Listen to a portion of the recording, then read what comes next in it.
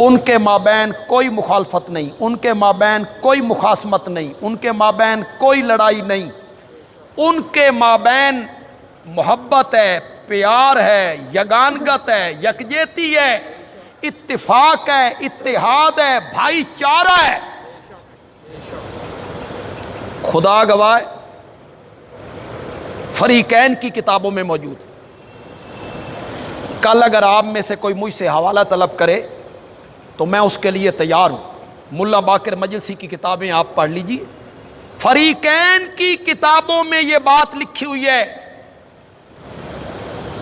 کہ حضرت سیدنا علی رضی اللہ تعالی عنہ کو حضرت سیدہ فاطمہ کے رشتہ لینے کے لیے تیار ہی ابو بکر و عمر نے کیا تھا۔ یا یہ اگر کتابوں میں یہ بات نہ موجود ہو، نہ لکھی ہوئی ہو، تو جو مرضی سزا آپ دیں، انہوں نے تیار کیا۔ پھر جب حضرت علی رضی اللہ تعالی عنہ نے نبی اکرم صلی اللہ علیہ وسلم کی خدمت میں جا کے اس کی درخواست کی کہ میں رشتے کا طلبگار ہوں کہ حضرت سیدہ فاطمہ کا رشتہ میرے ساتھ کر دیا جائے، اور نبی پاک نے ان کی بات کو مانا اور رشتے پہ رضامندی کا اظہار کیا، تو اٹھائیے کتابیں۔ باہر حضرت علی نکلے تو سامنے مسجد میں دونوں حضرت ابوبکر حضرت عمر دونوں کھڑے تھے، اور انہوں نے پوچھا ہاں کیا بنا؟ انہوں نے کہا رشتہ نبی پاک نے قبول کر لیا ہے۔ ففارہا، تو یہ دونوں خوش ہوئے، فرحن شدیدن، یہ رشتے کا سن کے دونوں کیا ہوئے؟ خوش ہوئے کہ ٹھیک ہے، حضرت علی رضی اللہ تعالیٰ عنہ کا رشتہ حضرت فاطمہ سے ہو رہا ہے۔ پھر حضرت سیدہ فاطمہ رضی اللہ تعالی عنہا کے جہیز، تو میں نہیں کہوں گا کہ جہیز کا جو لفظ ہے یہ ہمارے ہاں کوئی اسلام میں استعمال نہیں ہوتا، ان کا جو تھوڑا سا گھر کا سامان تھا، توا، پرات، چولہا، مشکیزہ، پیالہ، اس کے لیے میرے نبی نے حضرت علی سے کہا تیرے پاس کچھ ہے؟ جاؤ یہ سامان خرید کے لاؤ، آخر گھر بسانا ہے۔ حضرت علی رضی اللہ تعالیٰ عنہ کے پاس ایک زرہ تھی لوہے کی، جو کپڑوں کے نیچے پہن لیتے تھے تاکہ تلوار اس پر اثر نہ کرے۔ وہ زرہ لے کے نکلے بیچنے کے لیے، آگے سے حضرت سیدنا عثمان مل رضی اللہ۔ فریقین کی کتابوں میں نہ ہو تو پھر بندہ بات کرے، یہ صرف اہل سنت کی کتابوں میں نہیں۔ اہل سنت کی کتابوں میں ہوتا تو ہمارے لیے دلیل بنتا نا بھائی کہ ہماری کتابوں میں ہے، لیکن یہ تو فریقین کی کتابوں میں۔ یہ زرہ بیچنے کے لیے نکلے ہیں، آگے حضرت عثمان مل گئے، کہاں کہ زرہ بیچنے، کہ کیوں؟ کہ سیدہ فاطمہ سے رشتہ طے ہو۔ یہ بھی تو بڑی عظمت کی بات تھی، فاطمہ تو میرے نبی کے جگر کا ٹکڑا ہے، فاطمہ تو بضعۃ منی، فاطمہ میرے جگر کا ٹکڑا ہے۔ سیدہ فاطمہ تشریف لاتی تو میرے نبی اٹھ کر استقبال کیا، ماتھے کو بوسہ دیا کرتے اور اپنی مسند پہ بٹھایا کرتے۔ سامان خریدنا ہے، زرہ بیچنے جا رہا ہوں۔ اب حضرت عثمان کاروباری آدمی، تاجر ہے، تاجر، وہ بھاؤ تاؤ جانتا ہے کہ زرہ کتنے کی بکنی ہے، یہ لوہے کی کڑیاں کتنے کی بکنی ہیں، ان کے بدلے میں کیا ملے گا، جانتے ہیں حضرت عثمان۔ حضرت عثمان نے کہا باہر بھی تو بیچنی ہے، مجھے بیچ دو کہ آپ لے لیں۔ کہ کیسے لیں گے؟ حضرت عثمان نے کہا زرہ کی کڑیاں گنتا چلا جا، ہر کڑی کے بدلے میں 1 درہم لیتا چلا۔ 480 کڑیاں نکلی، کتنی؟ 480 درہم حوالے کیے، زرہ قبضے میں لی۔ حضرت علی جو پلٹے نا تو حضرت عثمان نے کہا علی بھائی زرہ میری ہو گئی، رقم آپ نے لے لی کہ ہاں، فرمایا یہ زرہ میری طرف سے تحفے میں لیتے چلے جائیں، جب تک رب کے راستے میں جہاد کرتے رہو گے مجھے بھی ثواب ملتا ہے۔ رضی اللہ تعالی عنہما اس طرح کرتے ہیں تعاون۔ تو آڈے یار نہیں بے، پہلے فوٹوگرافر بلاؤ، پھر 5 سیر دے آٹے دا گٹو اس غریب عورت کے حوالے کرو، پھر 5 مشڈنڈے اس گٹو دے تے ہاتھ رکھن، وہ بیچاری عورت سر جھکا کے آئے اور یہ ہاتھ رکھ کے فوٹو کھنچوائیں، 5 سیر آٹا دیتا آسا۔ یہ طریقہ نہیں ہے، کسی کی عزت نفس سے کھیلنا نہیں چاہیے۔ عزت نفس بڑی اعلیٰ چیز ہوتی ہے، عزت نفس کا خیال کرنا چاہیے۔ اسی لیے غالباً میرے آقا نے کہا تھا دائیں ہاتھ سے دو تو بائیں ہاتھ کو پتہ نہ چلے۔ حضرت عثمان نے تعاون کیا، کیسے کیا؟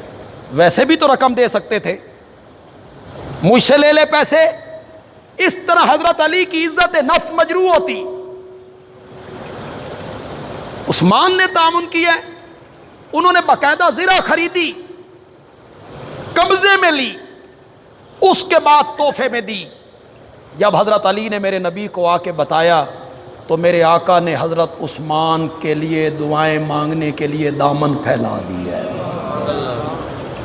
یہ رقم جو آئی، اٹھائیں آپ فریقین کی کتابیں، یہ 480 درہم جو وصول ہوئے حضرت سیدہ فاطمہ رضی اللہ تعالی عنہ کے گھر کا سامان، مشکیزہ، چولہا، توا، پرات، پیالہ، کوئی کھانے پینے کا سامان، اس کی خریداری کے لیے میرے نبی نے حضرت ابو بکر کو روانہ کیا تھا۔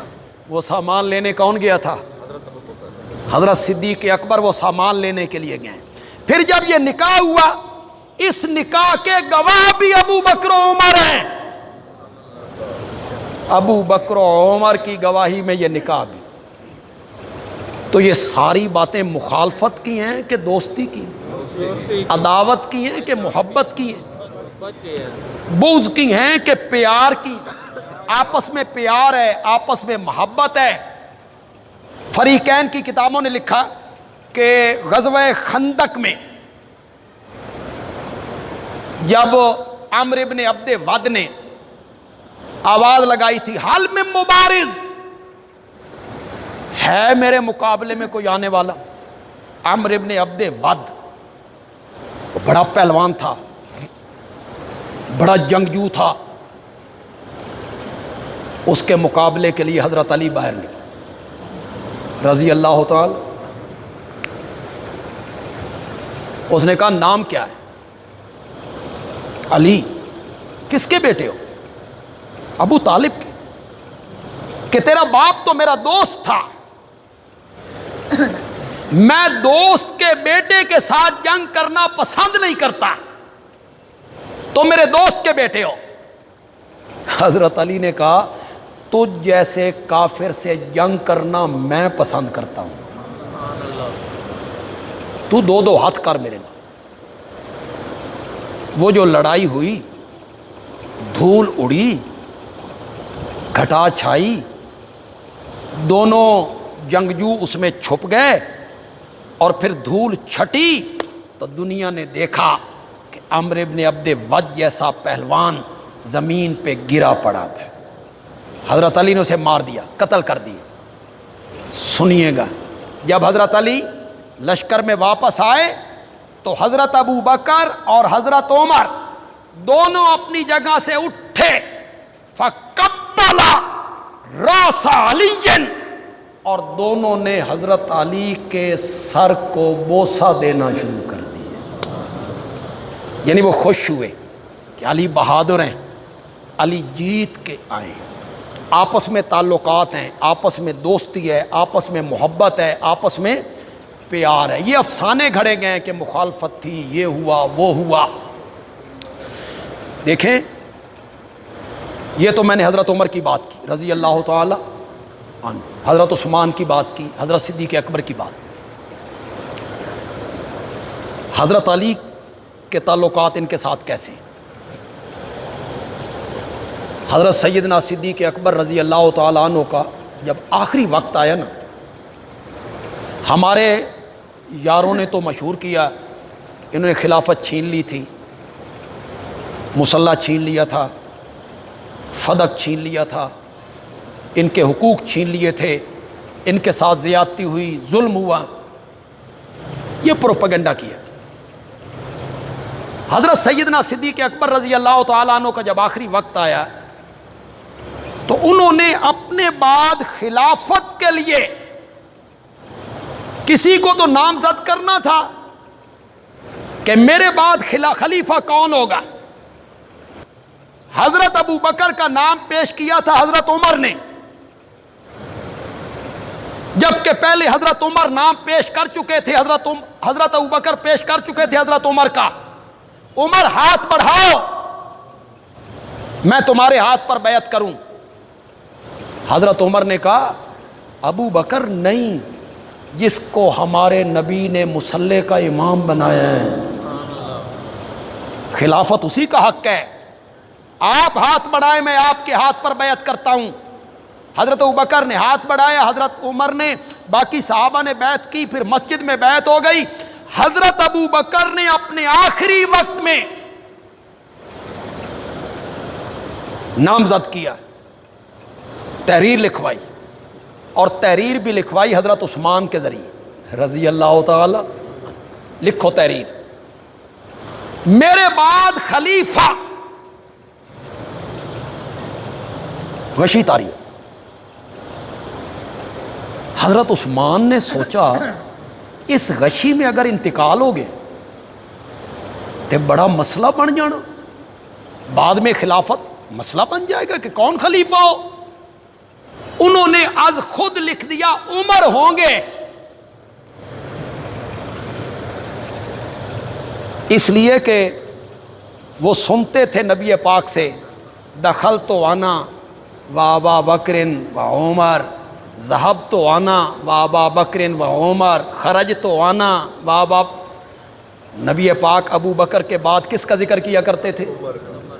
تو سنتے تھے۔ افاقہ ہوا، فرمایا کیا لکھا ہے؟ کہ لکھا ہے میرے بعد خلیفہ عمر ہوں گے۔ اب انہوں نے تو نہیں لکھوایا تھا۔ حضرت ابو بکر نے کہا عثمان اگر تم اپنا نام بھی لکھ لیتے نا تو مجھے کوئی اعتراض نہیں۔ معلوم ہوتا ہے حضرت ابو بکر یہ سمجھتے تھے کہ خلافت کی جو صلاحیتیں ہیں یہ حضرت عثمان میں موجود ہیں۔ حضرت عمر کو بلایا، تم پروپیگنڈا کرتے ہو، اقتدار کے بھوکے تھے، خلافت کے بھوکے تھے، دولت کے بھوکے تھے، اقتدار کے لیے ساتھ ملے، حکومت کے لیے ملے، لالچ کے لیے ملے۔ حضرت ابو بکر نے بلایا اور حضرت ابو بکر نے کہا عمر میں اپنے بعد خلافت کے لیے تیرا نام پیش کر رہا ہوں۔ حکومت اور خلافت پھل کی طرح گر کر جھولی میں آ رہی، نہ الیکشن لڑنا، نہ ووٹنگ، نہ محنت، نہ مقابلہ، پکے ہوئے پھل کی طرح خلافت جھولی میں آ رہی ہے، جھولی میں حکومت، اقتدار۔ اور حضرت عمر نے جو جواب دیا رب کے فرشتوں کو حیران کر کے رکھ دیا۔ کہتے ہیں لا حاجت لی بہا، کاش آپ عربی سمجھتے ہو، لا حاجت لی بہا، مین خلافت دی کوئی ضرورت نہیں، کسی اور نو دے جو۔ ہمارے ہاں کیا ہوتا ہے جی؟ یہ کیسے بھاگتے ہیں اقتدار کے پیچھے۔ لا حاجت لی بہا، مجھے کوئی حاجت نہیں۔ حضرت ابو بکر نے جو جواب دیا نا بھائی مزہ ہی آ گیا۔ عربی سمجھنے والے تو بڑا لطف لیں گے، میں ترجمہ کروں گا تو وہ مزہ تو نہیں ہوگا لیکن کروں گا ترجمہ۔ حضرت ابوبکر نے کہا وَلَٰكِن بِهَا إِلَيْكَ حَاجَةٌ، میں جانتا ہوں تمہیں خلافت کی کوئی ضرورت نہیں، پر میری مجبوری بھی ویکھ، خلافت نو عمر دی ضرورت پہ گئی ہے۔ وَلَٰكِن بِهَا إِلَيْكَ حَاجَةٌ، خلافت کو ضرورت پڑ گئی ہے عمر کی، میں عمر کو خلافت دے کے نہیں جا رہا، میں خلافت کو عمر دے کے جا رہا ہوں۔ تحریر لکھی گئی، اس کو سیل کر دیا گیا۔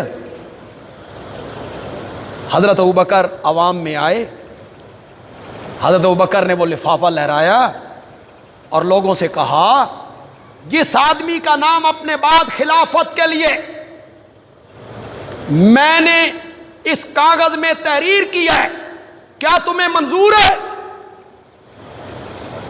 صحابہ چپ، پیچھے سے ایک آواز آئی لا، نہیں منظور۔ لوگوں نے مڑ کے دیکھا تو لا کہنے والے حضرت علی تھے رضی اللہ تعالی، لا نہیں منظور۔ لوگوں نے پوچھا کیوں منظور نہیں؟ اب میں آپ سے توقع رکھوں گا کہ آپ عربی عبارت سمجھیں، ترجمہ تو میں کروں گا کچھ ایسے لوگوں کے لیے جن کو بالکل عربی سے شدھ بدھ نہیں، لیکن بڑی آسان سی عربی ہے، انشاءاللہ آپ سمجھ جائیں گے۔ کیوں منظور نہیں؟ حضرت علی نے کہا لا نرضى الا ان يكون عمر۔ یہ ساڑھے طالب علم بھی نہیں سمجھے، لا نرضى الا ان يكون عمر، عمر کے علاوہ اگر کسی اور کا نام لکھا گیا ہے تو ہمیں منظور نہیں ہے، ہمیں تو عمر ہی منظور ہے۔ کس نے کہا تھا؟ تم نے یہ ساری باتیں گھڑی، ان کی آپس میں عداوت تھی، ان کی آپس میں مخالفت تھی، ان کا تو آپس میں تعلق ہے، ایک دوسرے پر اعتماد ہے ان کا، ایک سے زائد مرتبہ۔ حضرت عمر نے حضرت علی کو قائم مقام امیر المومنین بنایا۔ سن رہے ہو کہ کوئی نہیں سن رہے ہو؟ خود سفر پہ گئے، کسی مہم پہ چلے گئے اور اپنے اختیارات حضرت علی کو دے کر گئے، حضرت علی نے وہ اختیارات لیے، لیکن حضرت علی اسے قبول کر رہے ہیں۔ کیوں قبول کر رہے ہیں؟ حضرت علی کا اعتماد ہے حضرت عمر پر، اور حضرت عمر کا اعتماد ہے حضرت علی۔ فارس کے ساتھ جو جنگ ہوئی، یزدجر کے ساتھ، یہ بڑا مارکا تھا، سپر طاقت تھی نا، دنیا کی سپر طاقت، ایک روم ایک فارس۔ فارس جب مارکا ہوا نا تو حضرت عمر خود کمانڈر ان چیف بن کے جانا چاہتے تھے، میں کمان کروں گا خود۔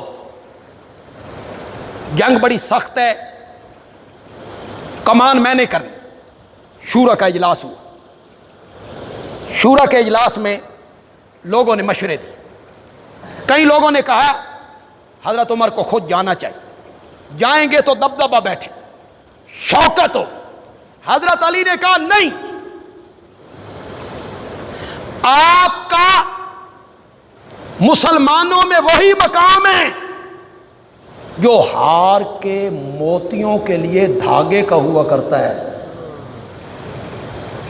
وہ دھاگا سارے موتیوں کو پروئے ہوئے ہے، سارے موتی محفوظ ہیں، اگر دھاگا ٹوٹ جائے موتی بکھر جائیں گے، خدا نخواستہ آپ جائیں اور آپ کو کچھ ہو جائے تو پھر تو مسلمانوں کا ملجا و ماوا کوئی نہیں، مسلمانوں کا ٹھکانہ کوئی نہیں، لہذا آپ کو نہیں جانا چاہیے، اور آپ اپنی جگہ پہ کسی دلیر اور بہادر آدمی کو کمان دے دیں۔ سچی بات کرو. یہ مشورہ حضرت علی رضی اللہ تعالیٰ عنہ کا حضرت عمر کو دینا کیا اس بات کی دلیل نہیں ہے کہ حضرت علی کے دل میں حضرت عمر کے بارے میں محبت کے جذبات تھے, خیر خواہی کے جذبات تھے, انہیں کوئی تکلیف نہیں پہنچنی چاہیے. آج تم نے افسانے گھڑے ہیں سارے, غیر مسلموں کو تم نے خوش کیے. یہ جو صحابہ کے درمیان مشاجرات ہیں, صحابہ کے درمیان جھگڑا ہوا, اس میں ہماری کوئی حیثیت نہیں کہ ہم یہ کہتے پھریں فلاں حق پہ تھا فلاں حق پہ نہیں تھا. لوگ کہتے ہیں جب دو آدمی آپس میں لڑ پڑتے ہیں جھگڑتے ہیں ایک تو حق پہ ہوتا ہے. آپ کیسے کہہ سکتے ہیں کہ ان میں سے ایک حق پہ نہیں ہے؟ جب بھی دو بندے جھگڑتے ہیں, میں نے کہا نہیں, کبھی کبھی دو بندے آپس میں جھگڑتے ہیں دونوں صحیح ہوتے ہیں. میں قرآن سے مثال پیش کر دوں. حضرت موسیٰ علیہ السلام کوہ طور پہ گئے تورات لینے کے لیے. پیچھے قوم میں ایک سامری تھا, سامری. یہ سامری جڑے نا یہ بڑے چلاک, وہ بڑا ہوشیار. اس نے لوگوں کے زیور لیے, انہیں پگھلایا, بچڑے کی صورت بنائی, اس میں ایسے سوراخ رکھے نا, فنکار تھا نا, ایک طرف سے ہوا داخل ہوتی دوسری طرف سے نکلتی, آواز پیدا ہوتی باں. یہ کوئی مشکل کام نہیں ہے. آج تو بازار میں کھلونے عام مل جاتے ہیں, کتے کی آواز, بلی کی آواز, شیر کی آواز, ساری آوازیں مل جاتی. اس نے اس زمانے میں فنکاری دکھائی, ایسے سوراخ رکھے, ایک طرف سے آواز داخل ہو دوسری طرف سے نکلے, آواز بچڑے کی پیدا ہو. اس نے قوم سے کہا, قوم نے آگے سے کہا موسیٰ بھول کے الہ کو ڈھونڈنے نکلا ہے کوہ طور پر, الہ تو یہ ہے. اس کے سامنے منتیں, نیازیں, ہاتھ جوڑنا. کہتے ہیں حضرت موسیٰ علیہ السلام جب واپس آئے نا تو جو صوفی تھے نا, صوفی, وہ اس بچڑے کے گردا گرد بھنگڑے ڈال, اس بچڑے کے گردا گرد بھنگڑے ڈال رہے ہیں. یہ ہمارا معبود. سچی سچی گل کرو, حضرت موسیٰ کے دل پہ کیا بیتی ہو؟ حضرت موسیٰ علیہ السلام غضب میں, تختیاں تورات کی ہاتھ سے چھوٹ گئی. اپنے بڑے بھائی حضرت ہارون کے بالوں کو پکڑا اور داڑھی کو پکڑا اور لگے کھینچنے. تو کی کیتا, میں تمہیں چھوڑ کے گیا تھا کہ قوم کا خیال کرنا, یہ کیا ہو؟ کھینچنے لگے. حضرت ہارون نے کہا یبن او میرے ماں جائے, میرا کوئی قصور نہیں, اے لوگن خوش نہ کر. یہ جو بچڑے کی عبادت میں لگے ہوئے ہیں یہ کہتے ہیں کہ دونوں بھائی آپس میں لڑ پڑے ہیں. حضرت موسیٰ علیہ السلام ان کو پکڑے ہوئے ہیں, ان کے بال کھینچ رہے ہیں, داڑھی کو پکڑا ہوا ہے بھی بھائی, عمر میں بھی 3 سال بڑا ہے.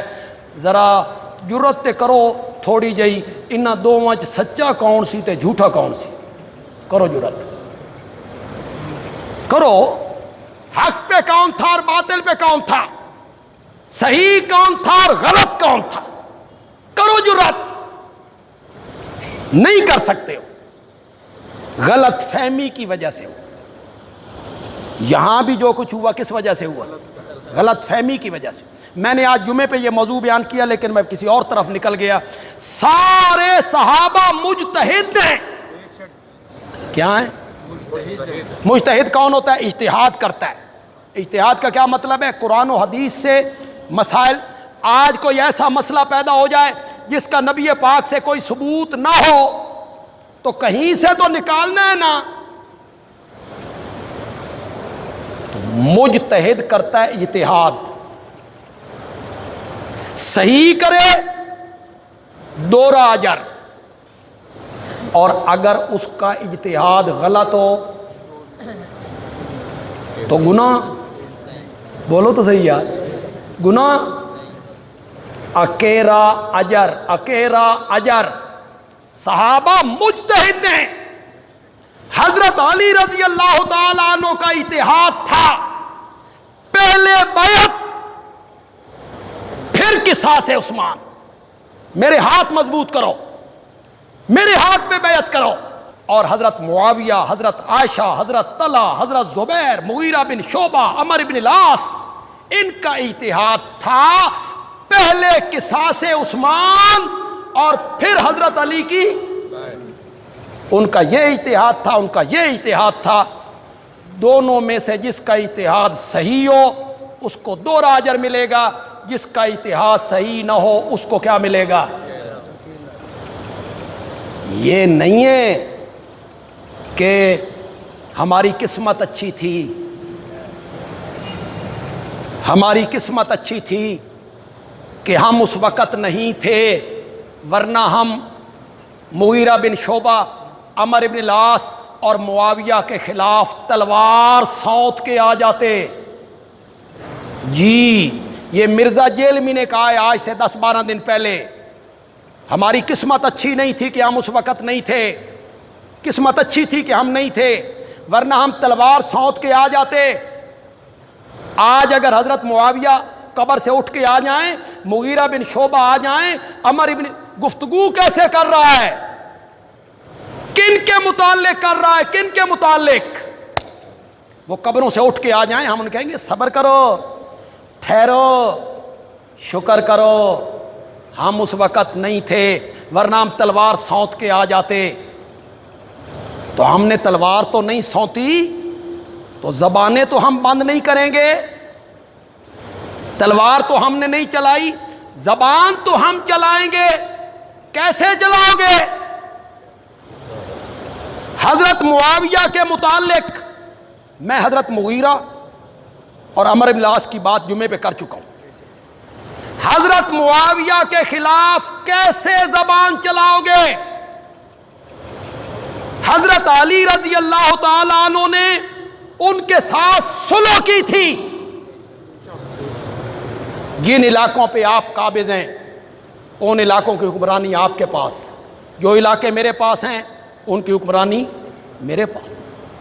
اس بات کو طے کیا.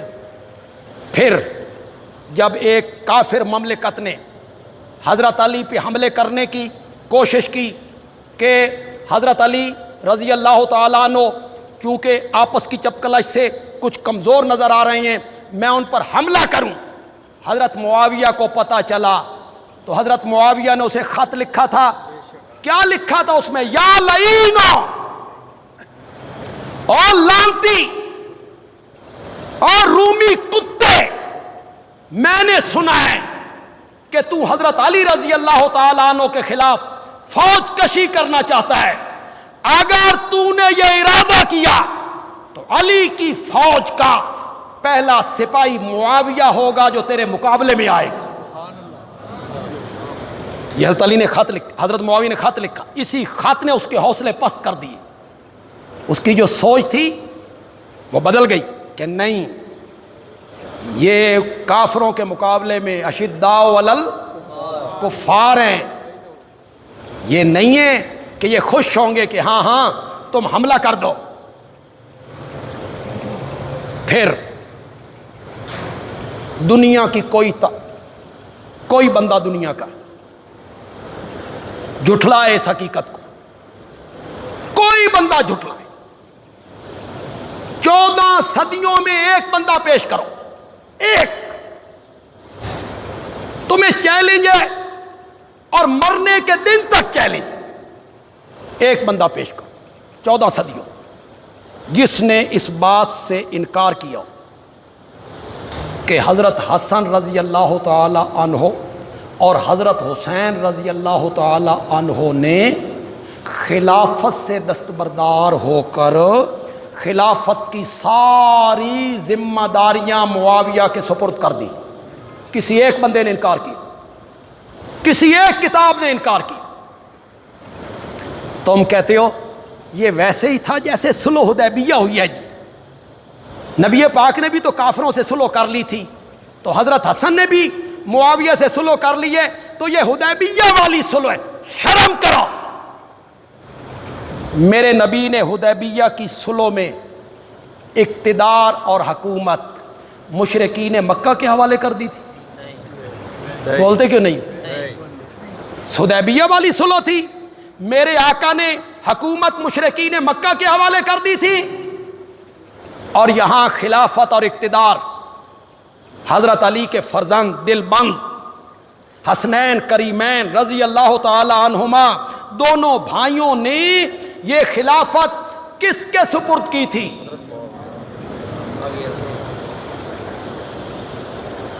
انہیں حدیث عمار کا علم نہیں تھا، پتہ لگ گیا حدیث عمار کا، حدیث عمار کا علم حضرت علی کو نہیں تھا، حدیث عمار کا علم حسنین کریمین کو نہیں تھا، وہ نہیں جانتے تھے کہ معاویہ باغی ہے، معاویہ کا گروہ باغی ہے، لہذا ہم معاویہ کے ساتھ صلح نہیں کرنا چاہتے۔ باغیوں کے ساتھ صلح کون کرتا ہے؟ وہ تو قرآن نے بھی بنا کی ہے کہ باغیوں کو سبق سکھاؤ، باغیوں کے ساتھ صلح کون کرتا ہے؟ انہیں نہیں پتا تھا کہ یہ باغی گروہ ہے، آج تجھ پر وہی اتری ہے کہ یہ باغی گروہ ہے۔ حسنین کریمین نے حضرت معاویہ کے خلاف تلوار نہیں سونتی، زبان بھی نہیں چلائی، دونوں بھائیوں نے خلافت حضرت معاویہ کے سپرد کر کے ان کے ہاتھ پر کیا کی تھی؟ بیعت کی۔ آپ کہتے ہیں تلوار تو ہم نہیں چلا سکے، تو زبان تو ہم چلا سکتے ہیں، زبان تو ہم چلائیں گے، چلاؤ، تمہاری قسمت میں یہی ہے، تمہاری قسمت میں یہی ہے، تو چلاؤ اپنی زبان صحابہ کے خلاف۔ ہمارے اندر جرأت نہیں ہے، ہمارے اندر ہمت نہیں ہے کسی صحابی کے متعلق، وہ حضرت سیدنا حسن ہو، حضرت سیدنا حسین ہو، حضرت سیدنا علی ہو، حضرت سیدنا عثمان ہو، حضرت سیدنا عمر ہو، حضرت سیدنا صدیق اکبر ہو، یا حضرت سیدنا معاویہ ہو، ہماری جرأت نہیں ہے بھائی، ہم کسی کے متعلق ان کی پاؤں کی خاک اس کی بھی ہم توہین کریں، ان کی جوتیوں کو ہم ہتک کی نگاہ سے جتڑی کہتے پھریں، ہم میں یہ جرأت نہیں ہے۔ ہم محمد عربی کے غلام ہیں اور ہم صحابہ کی عظمت کو اپنے دل میں بٹھائے ہوئے ہیں۔ کیوں بھئی آپ کا کیا خیال ہے؟ ذرا دکھائیں یہ سارا مجموعہ، آپ نے تو کوئی اس طرف رخ ہی نہیں کی، سارے ہی بوٹو تو سمجھ آئی میری بات کہ نہیں آئی آپ کو؟ حضرت حسن نے، حضرت حسین نے تلوار نہیں سونتی، زبان نہیں کھولی، حضرت علی رضی اللہ تعالیٰ عنہ نے کوئی ایسا جملہ حضرت معاویہ کے متعلق نہیں بولا، کوئی ایسا جملہ نہیں بولا، اور حضرت معاویہ نے حضرت علی کے متعلق بھی کوئی ایسا جملہ نہیں بولا۔ آخر میں ایک بات کہنا چاہتا ہوں، جب حضرت عمر رضی اللہ تعالیٰ عنہ کی شہادت ہوئی،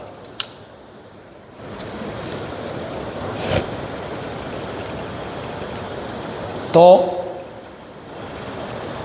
ان کو نہلایا گیا، کفنایا گیا۔ یہ فریقین کی کتابوں میں، ہماری کتابوں میں بھی ہے، فریق مخالف کی کتابوں میں، دونوں کی کتابوں میں۔ جب ان کو رکھا گیا تو حضرت علی رضی اللہ تعالیٰ عنہ تشریف لائے، حضرت عمر کے چہرے پر انوار کو دیکھا، دیکھ کے کہا اس دھرتی پر میری سب سے بڑی خواہش یہ ہے، میری سب سے بڑی تمنا یہ ہے کہ ان زمین والوں میں وہی اعمال نامہ لے کر اللہ کے حضور جاؤں جو یہ کفن پوش لے کے جا رہا ہے۔ کس کے متعلق کہہ رہے ہیں؟ حضرت عمر کے متعلق کہہ رہے ہیں۔ میری یہ تمنا ہے، تو حضرت عمر کو گالیاں دیتا ہے، انہیں ظالم غاصب کہتا ہے، اور حضرت علی تمنا کرتے ہیں کہ میری تمنا یہ ہے کہ میں اس کفن پوش جیسا اعمال نامہ لے کر اپنے رب کے حضور جاؤں. یہ کہنے کے بعد حضرت علی رضی اللہ تعالیٰ عنہ نے فرمایا کہ مجھے یقین ہے کہ اللہ تجھے اپنے 2 ساتھیوں کے ساتھ ضرور ملائے. مجھے یقین ہے اللہ تجھے 2 ساتھیوں کے ساتھ ضرور ملائے گا، اس لیے کہ میں نے بارہا نبوت کی زبان سے سنا. دخل تو آنا وابا بکر و عمر، خرج تو آنا وابا بکر و عمر، ذهب تو آنا وابا بکر و عمر. میں اور ابو بکر داخل ہوئے، میں اور ابو بکر گئے، میں اور ابو بکر یہاں سے نکلے. ایک موقع پر میرے آقا دونوں یاروں کے کاندھے پہ ہاتھ رکھ کر مسجد میں تشریف لائے. ایک طرف حضرت ابو بکر ہیں، ایک طرف حضرت عمر ہیں. کیسا منظر ہوگا، تم انہیں گالیاں بکتے پھرتے ہو، کیسا منظر ہوگا. صحابہ خوش ہوئے، یا رسول اللہ آج آپ کے چہرے پہ مسکراہٹ ہے. ایک طرف ابو بکر، ایک طرف عمر. نبی پاک نے فرمایا مجھے کعبہ کے رب کی قسم ہے کل قیامت کے میدان میں بھی ہم اسی طرح آئیں گے. ایک طرف ابو بکر ہوں گے، ایک طرف عمر ہوں گے. حضرت علی رضی اللہ تعالیٰ عنہ حضرت عمر کے جسد اقدس پہ کھڑے ہو کے کہتے ہیں مجھے یقین ہے اللہ تجھے اپنے ان 2 ساتھیوں کے ساتھ ضرور ملائے گا. اللہ تعالیٰ عمل کی توفیق عطا فرمائے.